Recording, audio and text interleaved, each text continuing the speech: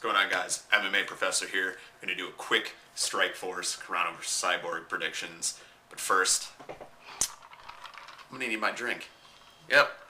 Haven't drank in about a month and a half. It's a good night to do it, I suppose. Didn't start drinking until after the fights, of course. Let's do a quick rundown. Fabrício Verdum. That's what happens when a world-class Brazilian Jiu-Jitsu black belt gets into actual fighting shape. Weighed 228 for this. Took some shots.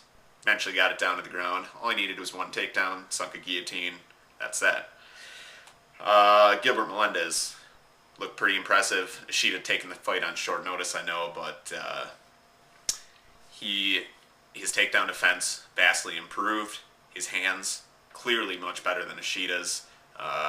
Took him down a couple times. He flat wore Ishida out, which is really hard to do. In the third round,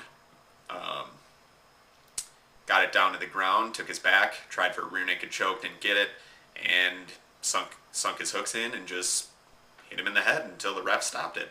Pretty good performance. Obviously, we're going to see Melendez-Thompson, and that's what we were expecting on this one, so that should be a great fight. Gegard Mousasi.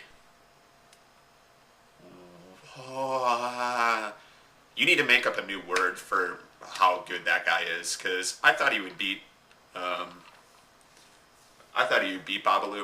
but wow.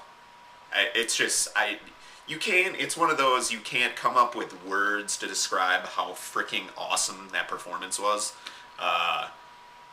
He looked like he had just woken up from a nap.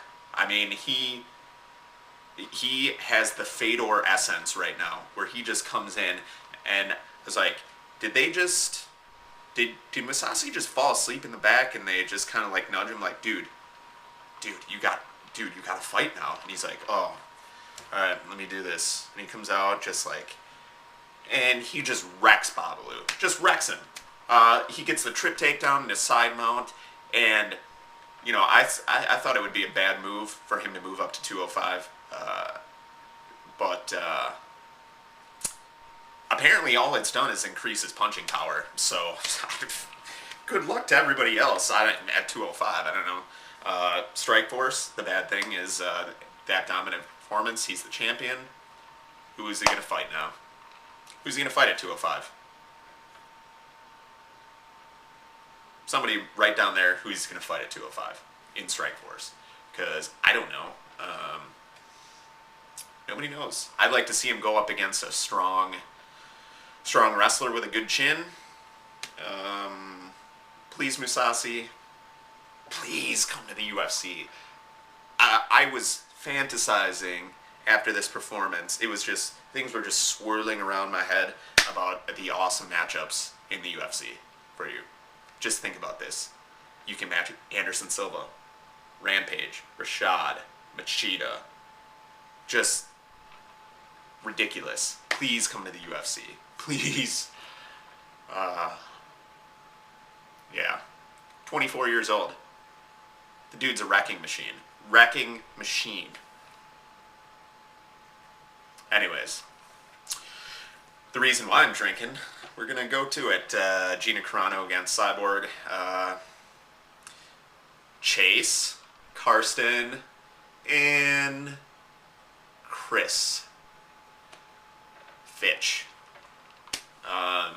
aka Archangel, 74572. I don't know what the numbers are. I said I would do this if Cyborg won by TKO, so there you go. Bowing down to you. Okay. Pretty sloppy match.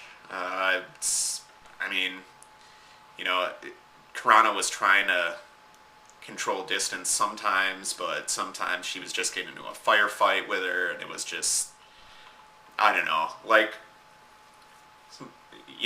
Carano got a headlock takedown and a mount, and work some ground and pound.